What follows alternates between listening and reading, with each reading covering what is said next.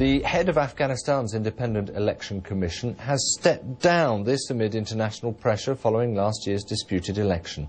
The government spokesman said that Azizullah Ludin told President Karzai he didn't want to continue in the position, and his resignation had been accepted. Well, let's go over to Kabul now. Martin Patience is there. The number one and number two have gone, Martin.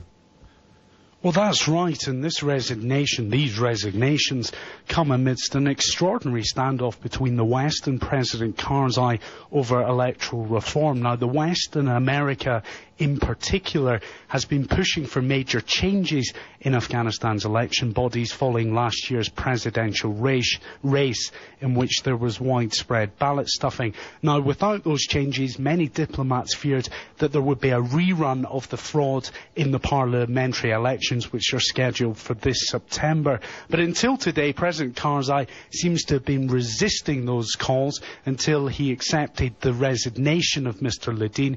Mr. Ludin was in charge of the Independent Election Commission. He oversaw last year's presidential elections, and certainly I think that many people, many diplomats and some Afghans wanted Mr. Ludin to step down from that post because they felt he favoured President Karzai, who in fact appointed Mr. Ludin in the first place. Right, so the message would seem to be pushed rather than jumped.